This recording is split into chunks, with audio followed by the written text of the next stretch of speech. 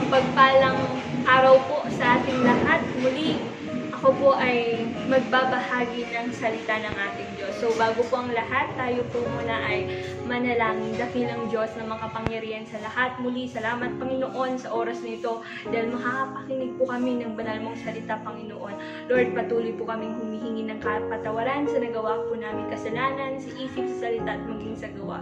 Lord, kami din po nagpapatawad sa mga taong nagkasala sa amin, Panginoon. Sa oras nito, gabayan mo kami ng banal mong Espiritu, Panginoon, sa aming pakikinig. Give us knowledge and wisdom na nanggagaling sa Panginoon. Malalim na kaunawan, Panginoon, na ang bawat maririnig po namin na salita mo, Panginoon, na mapag-aaralan mo, Panginoon, ay magsilbing lakas po namin, Panginoon, at may bahagi sa mga taong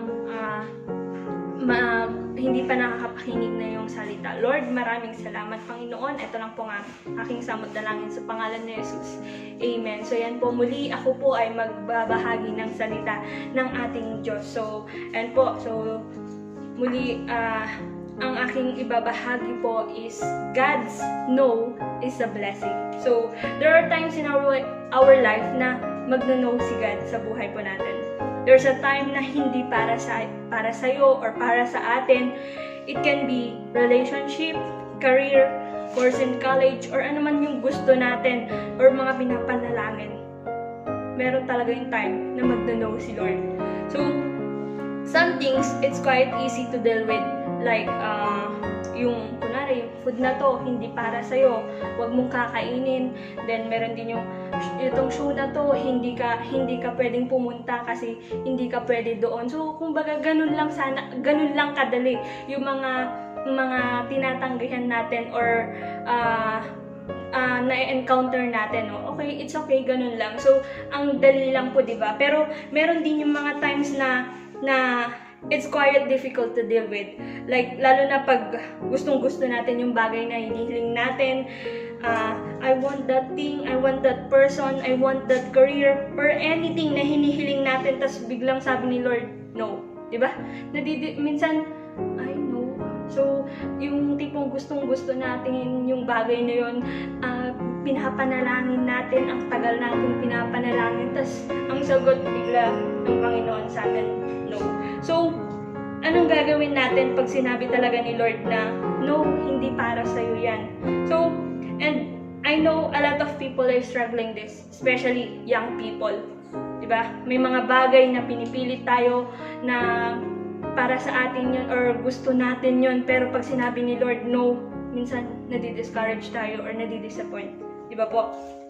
So, have you ever prayed for something that if God gave it, you know now that you will regret? So, meron ba yung dumating po na time na kung siguro, kung nag-yes si Lord sa prayer mo na yon is, or kumbaga, na-realize mo na, meron yung na-realize mo na buti na lang hindi sinagot ng Lord yung pinapanalangin ko nito na, kumbaga, siguro, kumbaga yung na-realize mo yung kinalabasan na ngayon na buti na lang hindi sinagot ng Lord yung panalangin mo na yun, diba po? So, meron po yung time na yun na there's a thing na buti na lang Lord hindi mo sinagot yung panalangin ko noon, diba? So, may mga times talaga na ganun, na may nangyaring ganun sa buhay natin na Lord, buti na lang, hindi mo sinagot yung pinapanalangin ko nun. Buti na lang, Lord, nag-no ka. So, yun yung mga sagot minsan ng mga no natin, di ba? So, in case na mag-no si God, next year or next month, next week, you have the perspective na, okay, God's no is a blessing. O, di ba? So, alam na natin na since ngayon is, ang message is God's no is a blessing. Since na kahit pa next year or next month, next week, kapag sinabing no ng no, or ang sagot ng Lord sa atin is no, is Lord, alam ko kung bakit no, blessings to. So yun na yung magiging perspective natin dahil sa narinig natin doon na kapag nag-no si Lord is a blessing. So, a lot of time, when we hear the no, is a bad things. Tama po, diba? Pag naririnig natin ang no, nadi-disappoint ka, nadi-discourage ka. Sa mga bata pa nga lang po, kapag yan, may mga gustong-gusto silang ipabili or gustong-gusto nilang gawin, tas ikaw na parents or ate, kuya, tapos bigla kang nag-no, ganyan, iiyak yan, o di kaya magwawala, o di kaya minsan pa nga yung mga bata, pagsasalitahan ka ng masama, di ba po, pag nag-no ka sa kanila. So, every time we hear the no, ano ba yan? Gusto ko talaga eh. Bakit no? Lord, bakit lagi na lang no? So, ganun lagi yung response natin, nasasabi natin, nadidisappoint tayo. And a lot of us, we are like that. Yung parang sa sinabi ko kanina sa bata na nadidisappoint tayo or parang nadidismaya tayo kapag may mga no tayong naririnig. So if we are asking for something and the response is no, no, no, ayaw natin. Bakit no lagi? Lalo na pag si Lord yung nagsabi ng no, di ba? Wala tayong magagawa pag sinabi ng Lord is no. So ayan. So there are 3 po dito na ibabahagi ko po na when God says no. So may ibig sabihin po yun. 3 po yung ibabahagi ko. First is when God says no, it is a permission to grieve. So when we are forced to let go of something we really long for, whether it's taken away or it seems it will never be given, grief is a natural response. Okay, so the weight of disappointment is crushing.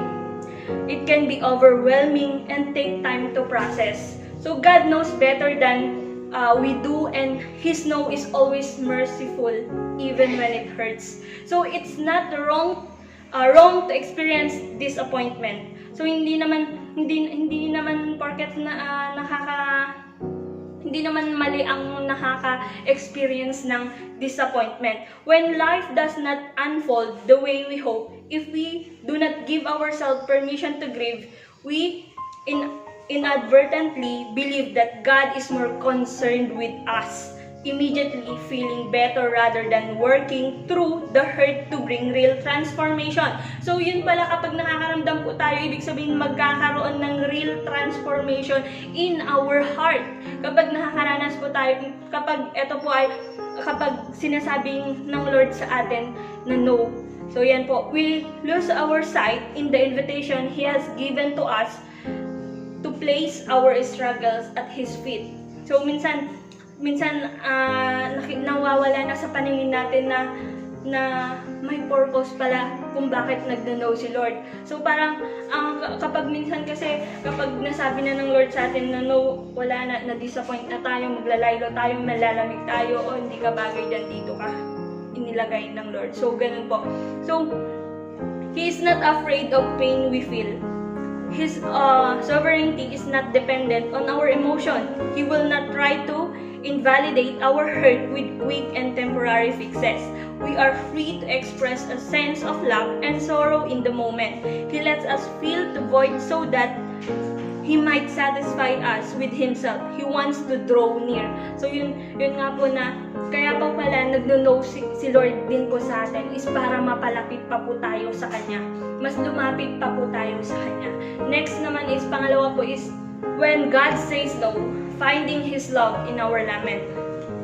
So, when we say lament po kasi, ito yung sinasabi po na very, sabi niya po dito, according po kay Miriam, to regret is strongly. Yun po, ang lament. So, the panic we felt over being led in a different direction gave a clear picture of the state of our heart. We was more concerned with not getting and what we wanted than seeing where God wanted to us. So, ayun nga, minsan ganun po yung nangyayari sa atin. Disappointment often reveals what captures our affections, even though the disappointment is not always wrong. So it does give us a gauge that shows us where we have invested our hope. So yun nga po, yung disappointment na nararanasan natin is pagsubok po yan na mas sikap pa tayo. Ayan. Then, lamenting through it, our discontentment forces us to carry those desires back to God. Even if just to question why we hasn't give these things to us, it sheds light on the idols we have created in our life. Through the grief, we dig up our biggest frustrations and unleash our railways emotion. So grief graciously drove us into a wrestle with God in every wound and disappointment. So, ayun nga po, nasabi na, we was more concerned with nothing getting what we wanted than seeing where the Lord wanted to us. Minsan kasi, hindi natin nakikita yung concern ng Lord sa atin. Ang nakikita na natin na kapag nagsabi na ng no ang Panginoon sa atin is wala na, ayaw tayo ng Panginoon. Kumbaga, bakit kaya naglilingkod naman ako sa Lord? Ginagawa ko naman lahat. Bakit hindi sinasagot ng Panginoon yung panalangin ko? So, ibig sabihin po nun, concern ang Panginoon kung bakit nag-no si Lord sa mga panalangin natin is concern si Lord sa atin. Gusto niya na mapalapit tayo sa kanyang plano. Kaya po siya nag-no din sa buhay natin or sa mga panalangin po natin. Ayan. So, the purpose of that is, the purpose of lament is not merely to vent our distress, which leaves us in despair, but to bring our attention back to God. So, yun nga po, ang purpose po pala ng lament po na yun is para bumalik po tayo sa ating Panginoon or sa promises, sabi niya, back to God's promises and hope we have in Christ. So, para, di ba nga, sabi niya po sa Jeremiah 29 verse 11 na napakaganda yung plano ng Panginoon sa atin na kaya kapag nag-no si Lord, isipin po agad natin yung promise niya po sa Jeremiah 29:11. Hindi niya tayo papahamak. Kailanman hindi tayo papahamak ng Panginoon sa ginagawa niyang plano sa buhay po natin. So, yan nga po, He promises that He hears us when we call. Sabi niyo po sa Matthew 7 verse 7. He promised to be near to us. Sabi niyo po sa Psalms 34 verse 18. And He promised that this hurt will end. Sabi niya po sa Revelation chapter 21 verse 4. He promises that when we seek Him, He will transform our heart to desire more of Him. Sabi niya po sa Psalms 37 verse 4. Then He will not leave us in the misery of our disappointment. Hindi po tayo iiwan ng Panginoon kapag nakakaranas din po tayo ng disappointment. Nandyan po lagi siya because He has not finished the work He started in us. Philippians chapter 1 verse 6. Ayan nga po, nakaranas tayo ng disappointment, pero kasama pa rin natin ang Panginoon. Yan, mapalad po tayo at nakakaranas po tayo ng disappointment sa buhay po natin. He will assure us of His love as we invite Him into the struggle we feel. So, pangatlo naman po is His best can be painful. God says no because when His best can be painful. So, we are not necessarily doubting that God will do the best for us. We are wondering how painful the best will turn out to be. Di ba nga po, para maabot natin yung best or kumbaga yung mga achievement, di ba tayo po may mga achievements sa buhay pa natin or may ginugol tayo, di ba hindi naman po yan madalian na nakukuha mo na na makukuha mo yung goal mo na yun, yung mga achievements na yun, di ba po ang pinagdadaanan pa natin, nahihirapan, may mga pinagdadaanan pa po tayo bago natin ma-achieve lahat ng goal natin or matupad yung mga gusto po natin, di ba po? So, redirection forces something out of our hands He had hoped to keep. Through that, we begin to realize God's plan for our life does not equate to the easy or comfortable road. But He is working all things together, even disappointment, for good. So, yun po sa Romans 8 chapter 28. So, God always has our ultimate good in mind. So, which means He will pry the idols from our hands. He does this not because He is cruel or depriving us. He knows better than we do, and His no is always merciful. So, even when it hurts, He is for us fighting against that. He will keep us from Him. Sabi niya po sa Romans 8:31. And He knows our heart can only be truly satisfied with Him. Sabi niya po sa John 4 verse 14. And then He will not tolerate being second in our lives because He wants us to have something so much better than what the world can offer. So yun nga, sabi niya, He wants us to have something so much better.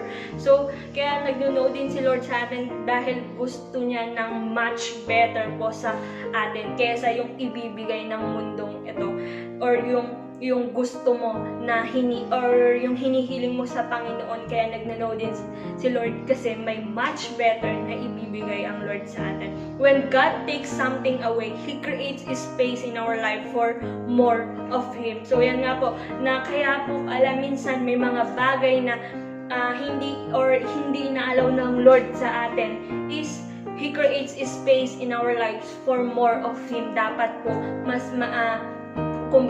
lumapit pa tayo ng lumapit po sa Kanya. When God takes something away, He creates a space in our life to fill us with more of Him and His blessings. So, that is the greatest gift of all. It may not feel like it in the moments where we are forced to reconcile disappointment, but He wants to help us to understand it is true. So He wants us to experience ourselves, to taste and see and know that He is good. So disappointment may be part of living in this world as we struggle to let go of our earthly desires and open our hearts to receive the good things God wants us to give us. But if we are in Christ, our struggle with the disappointment is only temporary. So the promise of God and the joy we experience as we realize them are eternal. So yun nga po, yung promise ng Lord sa atin is eternal. So magtiwala lang po tayo sa gagawin ng Panginoon. Kapag si Lord nag-know sa buhay po natin, isipin po lagi natin, may blessing po yun.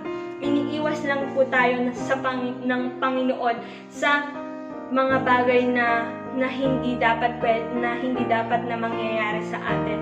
So bilang conclusion po, sa testimony po, we will never forget the moment na when I knew God had answered no to something I really wanted.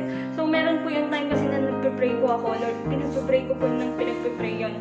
As in, tapos siguro bigla ko na-realize din na siguro years after na-realize ko na kaya pala Lord naging ganun yung sitwasyon ko, naging ganun ang nangyari kasi hindi po pala yun ang gusto mong mangyari sa akin. So He seemed to whisper this answer into my heart, helped me realize I had spent too much time holding on something I was not meant to have. So yun nga na nagpatuloy na nanalangin, pero kumbaga nag-aksaya ako ng oras sa pagpe-pray na yun, pero worth it kasi worth it na kahit no yung sagot ng Lord, alam kong may ibibigay ang Panginoon ng much better. So after months of presenting my request, He gently told me to let it go. So yun nga po, nung time na yun na years ko nang pinag-pray, then meron yung time na na-realize ko na kailangan ko ng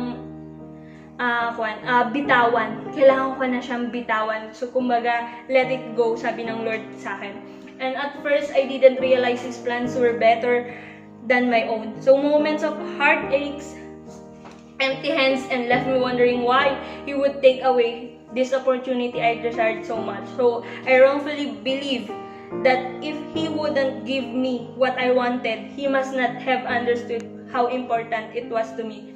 So yun nga po, buti na lang talaga hindi binigay ng Lord yung pinagpe-pray ko po na yun, kasi pala may much better na ibibigay ang Lord sa akin. So it seems like He was needlessly withholding, not giving abundantly like I thought He should.